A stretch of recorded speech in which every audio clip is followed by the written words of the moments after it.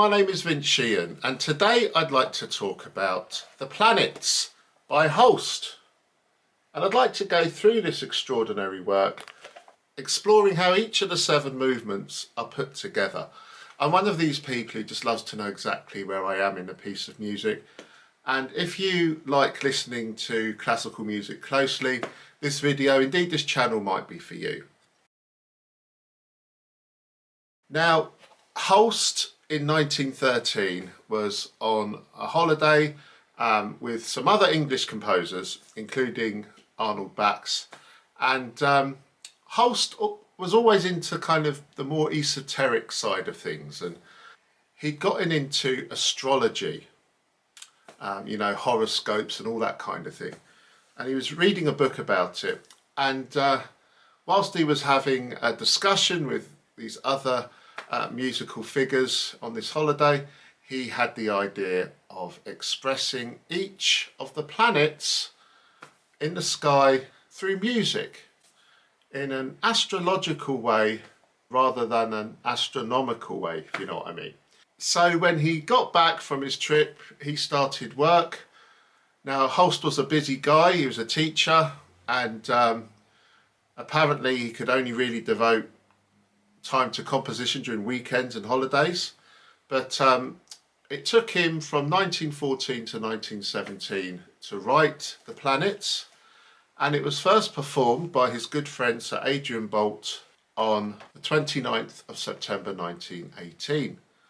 However, that was a partial performance. All 7 movements were not performed together until the 15th of November 1920. With the London Symphony Orchestra conducted by Albert Coates. And I don't know about you, but I love The Planets because it introduced me to the joys of classical music.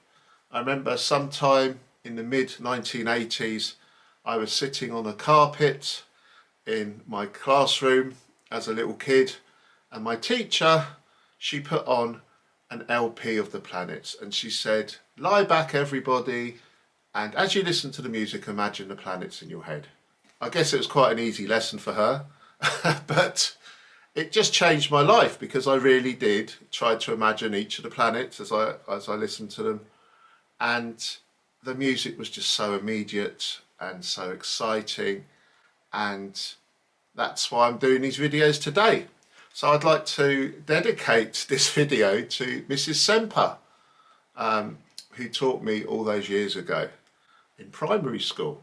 Now, the planets in the Planet Suite aren't performed in the order as they appear in the sky, if you like, in orbit order from the sun. Holst changes the order, and there's no Pluto, of course, because that wasn't discovered, even though these days people don't regard it as a real planet anyway, do they? Although there has been a Pluto piece composed, actually, by Colin Matthews. If you ever want to check that out, that's an effective piece.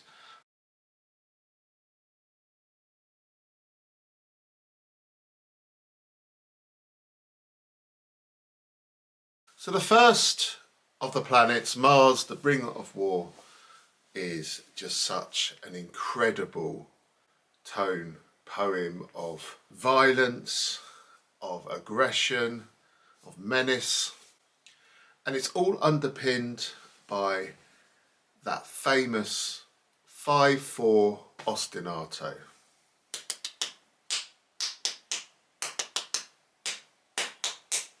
We hear it in G first. When the strings play it, it's played col legno, which means the wood is hit on the string as well as the hair.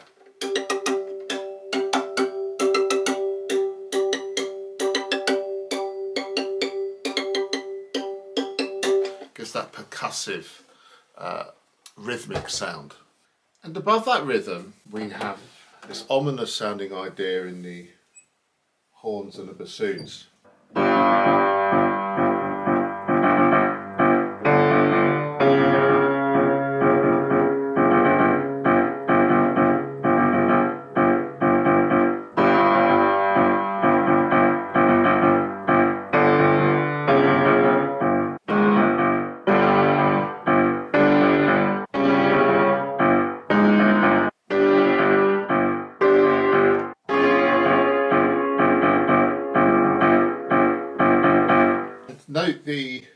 use of the tritone, always a symbol of disharmony, of violence, of a lack of peace.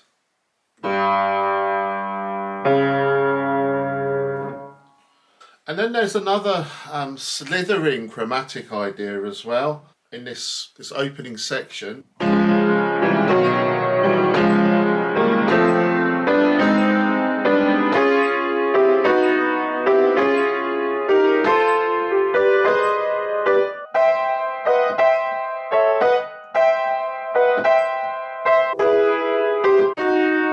Such a character study in terror. Eventually we come to a middle section of this piece, the B section if you like, where we suddenly hear these chords.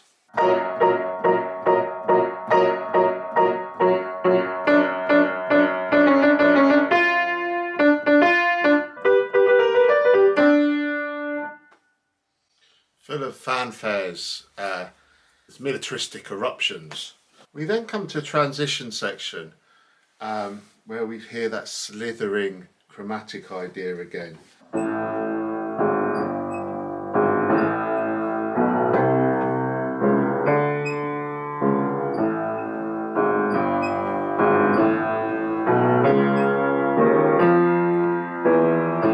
Before we come to this incredible climax as we get hurled back into the action for the reprise of the A section.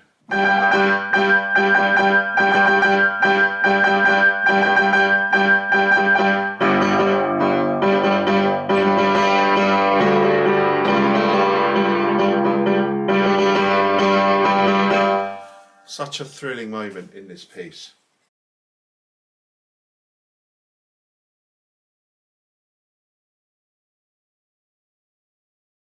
Venus, the bringer of peace, on the other hand, really is an incredible contrast, as you'd imagine. There's a tranquility and serenity, a sense also perhaps of erotic love here and there, and it's based on two ideas really. The first bit goes like this, the A section.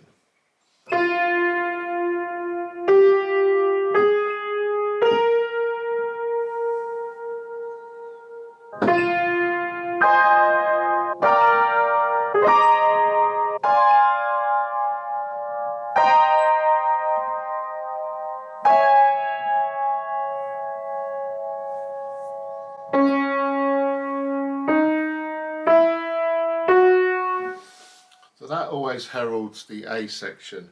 In the B section, the texture changes. We have this syncopated rhythm. Dum, dum, dum, dum, dum, dum, dum, dum. And over the top we have this violin solo.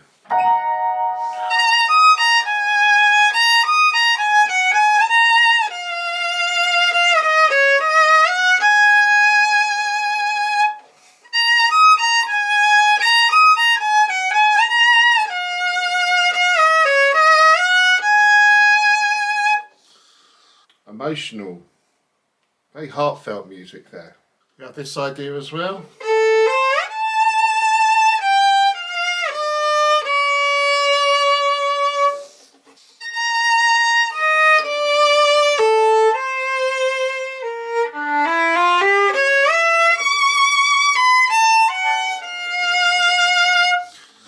Rather schmaltzy music here. We have a return to the A section with those horn calls. A very short version of that before we have a radiant coda combining the two ideas.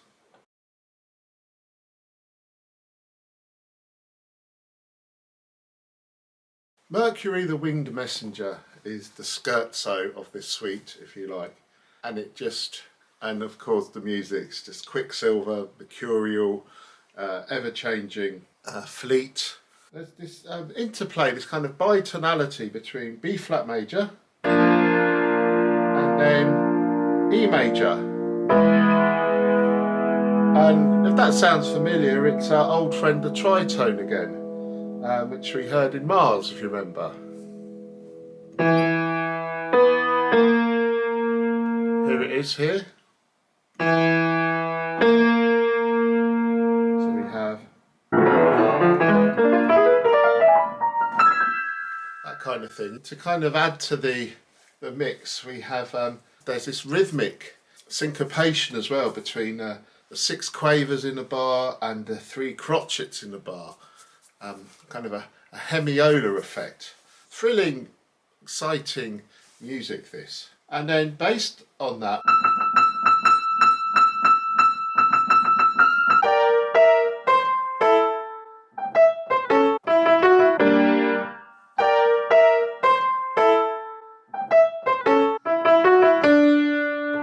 so that makes up the A section, the skirt section. And the music kind of settles down into a duple time feel, and we have this violin solo.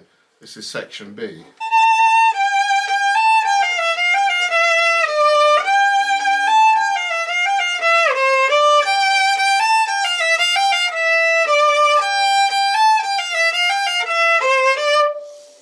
That builds up a head of steam to this wonderfully emotional climax before we go back to the scherzo music. Holst also sticks in another section, a C section. So this piece is almost a rondo actually. It goes into more of a regular 6/8.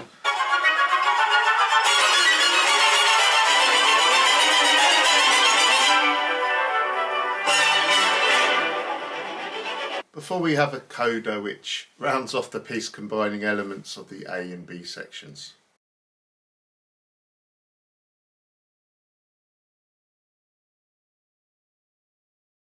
Then we have Jupiter, the bringer of jollity.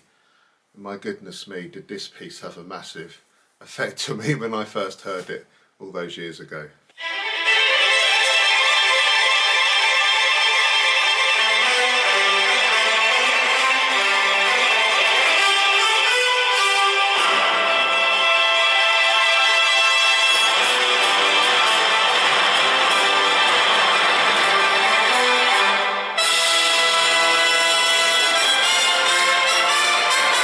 This is just such a tour de force for the orchestra. It just sounds sensational, doesn't it? So we have that idea in the opening A section. We also have this idea, which has kind of got this molto pesante non legato. We then have a transition melody, which I absolutely love.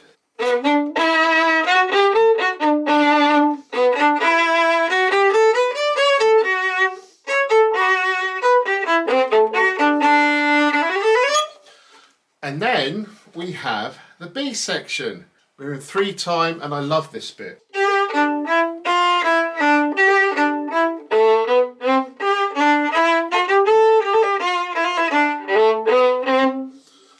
Love that, and you hear the tambourines going as well. It's absolutely amazing. Flattened 7 chord there. And then we have another transition before we come to probably one of the most famous pieces of English music ever written, which is the C section in Jupiter, which melody was later used as a hymn, I Vow to Thee My Country, which of course goes like this.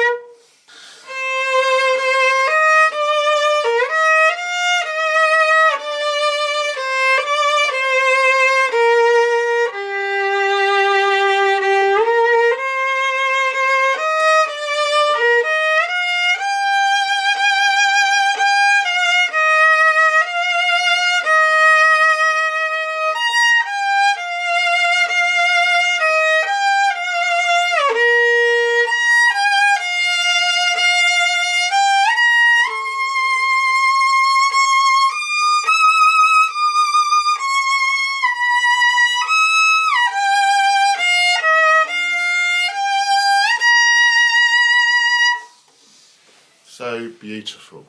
We have another transition based on material we've heard already before we have an exhilarating return to the original A section.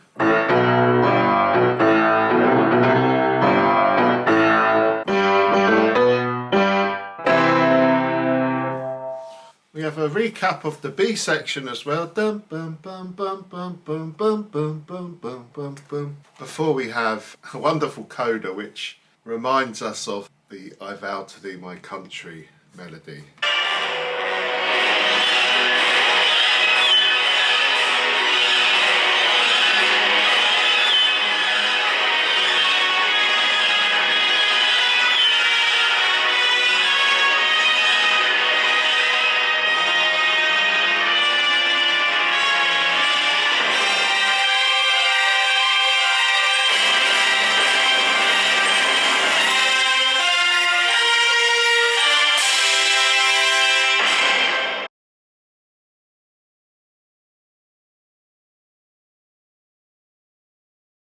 Saturn, the bringer of old age, really is a strange and eerie masterpiece, evoking the far reaches of outer space. Apparently it was Holst's favourite tone poem from the Planet Suite, and it's an extraordinary piece.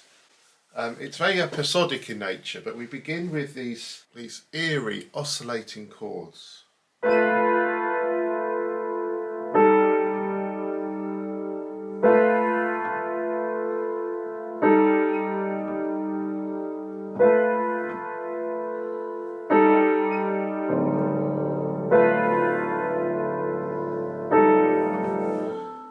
Just a whole new sound world is summoned up at the beginning of this piece. So different to Jupiter just before. I think a striking feature of this movement, particularly at the beginning, is the use of different timbres in the orchestra taking over melodic lines, as if a melody is just shared by the different instruments as they join in and drop out. Apparently Holst was an admirer of Schoenberg's 5 orchestral pieces, and there's certainly an element of what Schoenberg would call Klangfarbenmelodia, where we have these instruments coming in and the listener perceives the differences in timbre. Have a listen to this.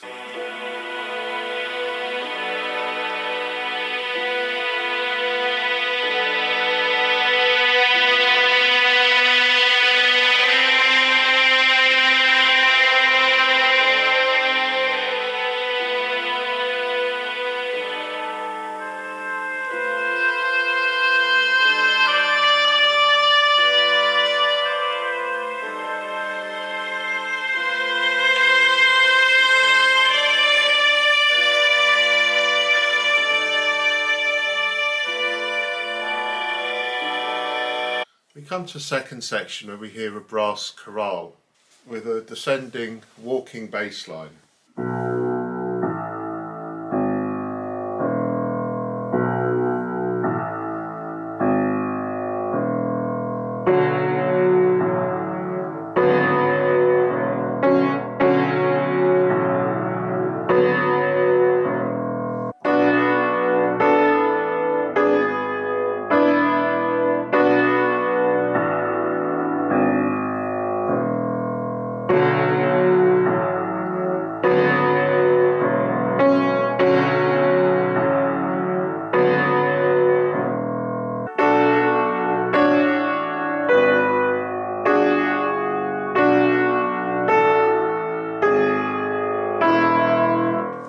Stirring, noble, moving music there. We then come to the heart of this movement, which has got this incredibly solemn, almost frighteningly inhuman feeling to this music. There's this funereal tread as well.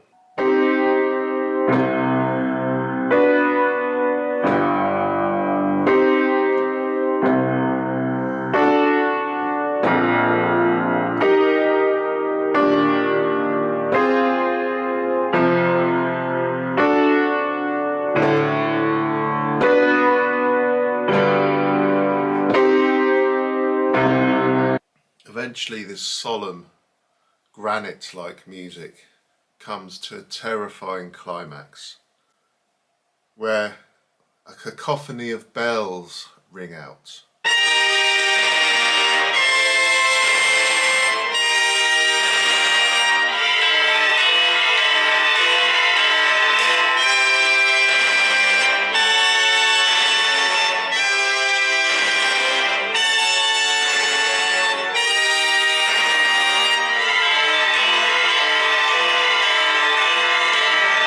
The piece ends with this wash of orchestral colour, and we hear vague reminiscences of motifs from the beginning of the piece.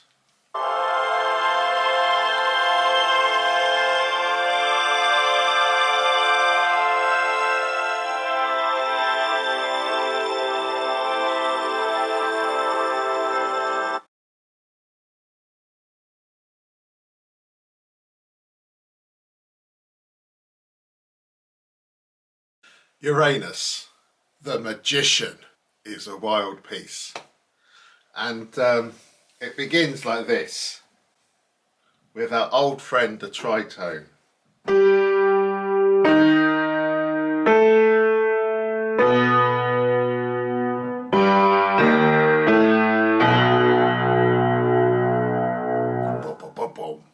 It's almost like a rondo, really. That motif, boom, boom, boom, boom, comes back a few times. And remember, the form for each of the planets are in the description down below, if you're following with the score.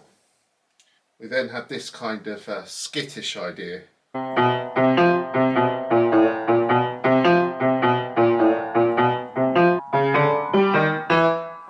With this opening section, there really is a sense of, it really is reminiscent of Dukas' Sorcerer's Apprentice, isn't it? And then we come to this crazy loose-limbed dance, which draws heavily from the whole tone scale.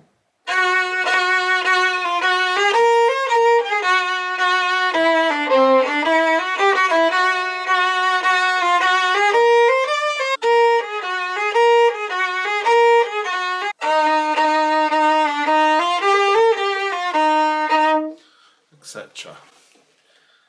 So exciting, and you know, when you hear the tambourine coming as well. When this is conducted well, it just sounds so free and on the verge of spiralling into insanity, just on that edge there. There has to be this abandon about this passage in this work. We then have a brief return to the bum, bum, bum, bum, the opening section, and we have then the C section in this rondo-like movement, which again is another crazy dance. We have this irresistible rhythm, bum ba ba bum ba ba ba ba bum ba ba bum, with the two sets of timpani, one on the boom boom boom boom, and the other one going boom ba ba bum ba ba ba bum ba ba bum, and we have this march-like theme over the top.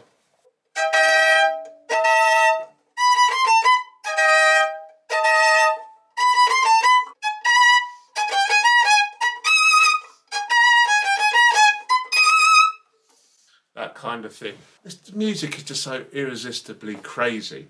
And then we have quite a lengthy coda for the duration of this piece, where the music gets really soft, quite spooky in places, as you'd expect from a magician, I guess, with one last sound of this motif.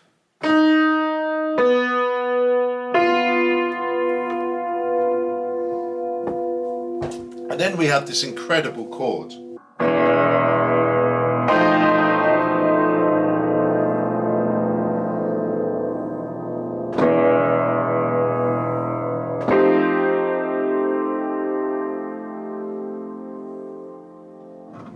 Just love that. 3 Fs, forte fortissimo. And then the music dies away to the quietest of dynamics, to prepare us for the last of the planets.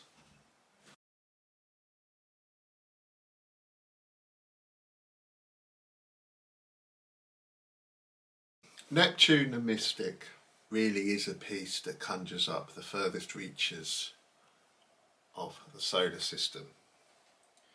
Surely much imitated by many film composers, as is the case in, I think, all of the planets. I think when John Williams wrote E.T., for instance, and parts of Star Wars, he certainly looked at this piece. Again, like Mars, it's in an irregular time signature, 5/4 again. This time we have this rather spine-tingling theme.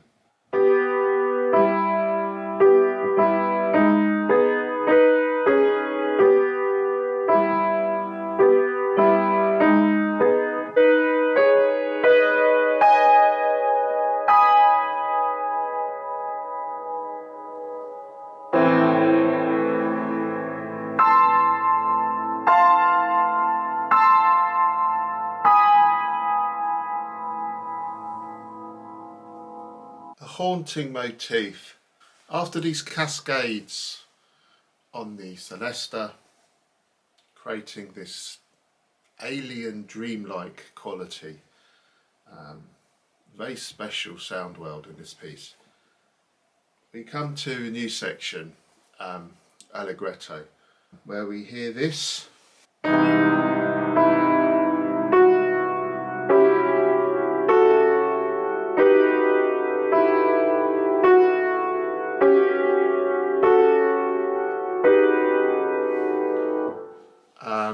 These rising motifs, and then we hear a wordless female choir. Really striking sound. Of course, we've heard something similar before in Debussy's Nocturnes, if you know that piece, the final movement of that piece. But it really does create this ethereal sound world at the end of this remarkable piece.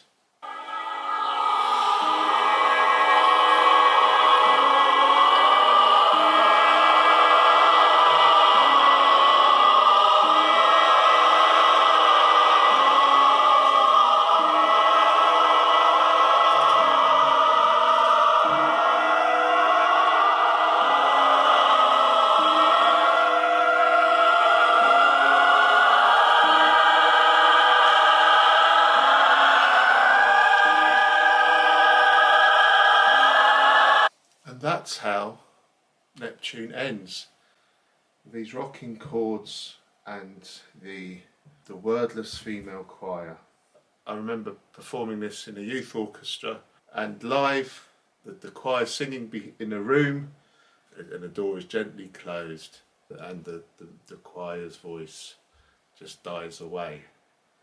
I remember performing this in a youth orchestra many moons ago, and they shut the door right at the very end, and then you heard the whack as the door locked into place, which I don't think is something Holst wanted, and certainly spoilt the effect somewhat. But there we go. Anyway, that's the end of The Planets by Holst. And what an amazing piece. An all-time favourite of mine, and the piece which put me on my journey of love and enjoyment of classical music, thanks to my teacher, Mrs. Semper. So I hope you enjoyed this video. Please let me know what you think of the planets in the comments below. If you want me to look at any works in particular in the future, put them in the comments below. I will get to all of them one day. And thanks for watching, and please click like and subscribe. All the best. Bye.